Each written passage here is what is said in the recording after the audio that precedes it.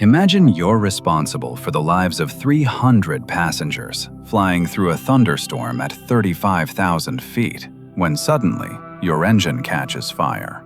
You have seconds to recall the exact emergency procedure from memory. No Google, no notes, just your brain and years of training. A piece of wisdom a day. The reality check. This is the reality for airline pilots every single day. But here's the shocking truth.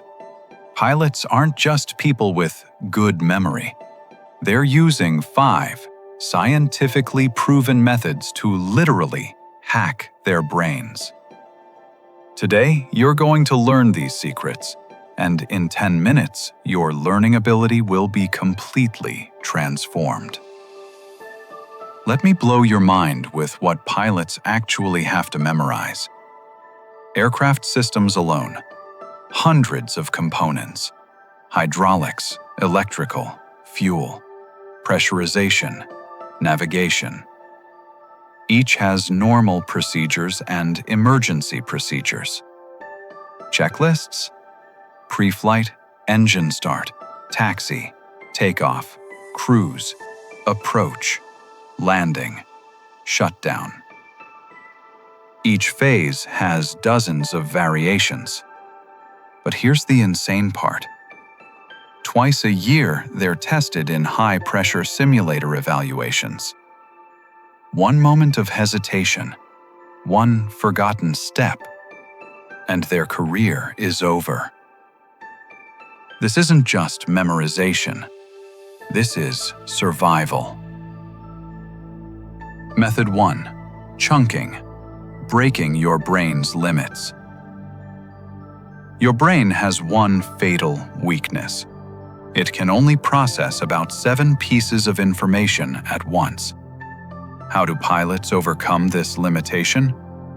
They use the PAVE checklist. Pilot, are you healthy and prepared? Aircraft, is the plane airworthy? Environment, weather and conditions. External pressures, time, expectations. Instead of memorizing dozens of individual safety checks, they've compressed everything into 4 chunks. You can use this immediately. Grocery shopping. Don't memorize 12 random items. Group them. Produce, proteins, dairy. Your brain handles 3 categories infinitely better than 12 scattered items. Work presentations. Don't memorize every detail. Create a framework. Introduction, body, conclusion. Within each chunk, unlimited details become accessible. Your brain loves patterns. Give it patterns. Method 2. Mental rehearsal. More real than reality. This method might look crazy, but it's the most powerful technique you'll learn today. Before every flight, pilots sit in a chair, close their eyes, and mentally fly the entire flight. They move their hands like they're operating real controls. They speak radio calls out loud. They engage all their senses. Make a mistake during mental rehearsal? Start over. They repeat this until they can mentally execute the entire flight without a single error. Minimum 10 times for complex approaches. Why does this work? Your brain can't distinguish between vivid imagination and reality. When you visualize something intensely, you get almost the same neural benefits as actually doing it. Your job interview is tomorrow? Visualize everything. Parking your car, walking into the building, shaking hands with the interviewer, confidently delivering your answers, handling tough questions, walking out successfully. Do this 3+ times until it feels automatic. Why do elite athletes visualize? Their motor cortex activates almost as strongly during visualization as during actual performance. The key? Make your mental rehearsal indistinguishable from reality. Method 3. Spaced repetition, crushing the forgetting curve. Shocking fact: you forget 80% of new information within 24 hours. This is the Ebbinghaus forgetting curve, scientifically proven for over a century. For pilots, forgetting 80% of emergency procedures isn't just inconvenient, it's catastrophic, so they use strategic spacing. Review after 1 day, then 3 days, then 1 week, then 1 month. The most critical procedures? They review them daily. I'm not kidding. Even veteran pilots review emergency procedures every single day. This transforms information from short-term memory into long-term memory, and eventually into overlearned responses. As automatic as breathing. Apply this now. Learning vocabulary? Review on days 1, 3, 7, and 14. Studying for certification? Use the same cycle for each chapter. Mastering music? Daily for the first week, then every few days, then weekly. The secret is in the timing. Too frequent equals wasted time. Too spaced out equals you've already forgotten. Method 4. Active recall, testing what you actually know. There's a massive difference between recognition and recall. When you read your notes and think, "Oh yeah, I know this," that's recognition. When you can retrieve that information without any prompts, that's recall. Pilots regularly walk through parks, mentally running through emergency procedures from start to finish. Get stuck? Go home. Study that specific section, then try again. Why is this so effective? The act of retrieving information from memory strengthens those neural pathways. It's like the difference between watching someone do push-ups and actually doing them yourself. Your principle: always test yourself with materials covered, not visible. After reading a chapter, close the book and ask, what were the 3 main concepts I just learned? Can't answer without looking? You haven't actually learned it yet.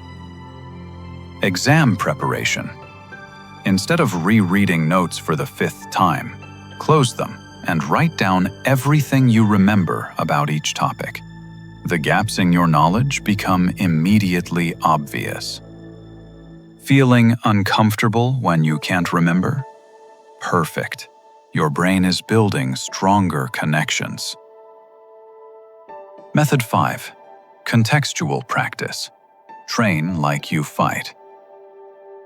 Pilots don't just memorize checklists at their desk. They practice them in realistic scenarios. Engine fire during takeoff, hydraulic failure on approach, severe turbulence at cruise altitude. Why are flight simulators so incredibly realistic? They reproduce not just the visual environment, but sounds, physical sensations, even the stress responses you'd experience in real emergencies. Your brain learns best when practice environment matches performance environment. Cooking. Don't memorize recipes while sitting at your desk. Practice in your actual kitchen, with real ingredients, under normal cooking conditions. Foreign language. Don't just memorize phrases from textbooks. Practice in context. Ordering at restaurants, asking for directions, introducing yourself at business meetings. Public speaking. Don't just rehearse in your bedroom. If possible, practice in the actual room where you'll present, or at least a similar environment. The more your practice matches reality, the more automatic your performance becomes. The integration system, where magic happens. Professional pilots don't use these techniques in isolation. They combine them into an integrated system. Learning an engine fire procedure. Chunking. Group into immediate actions, memory items, checklist items. Mental rehearsal. Visualize the entire procedure with hand movements and radio calls. Spaced repetition. Daily for first week, then every few days, then weekly. Active recall. Test the procedure without any reference materials. Contextual practice. Execute during various simulated emergency scenarios. The result? Information so deeply embedded, it's accessible under the most extreme stress. Your challenge starts now. Pick something you need to learn right now. A presentation you're giving next week. Vocabulary for a language you're studying.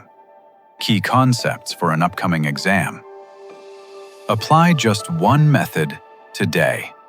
Overwhelmed by information? Use chunking. Want bulletproof confidence? Try mental rehearsal. Keep forgetting what you've learned?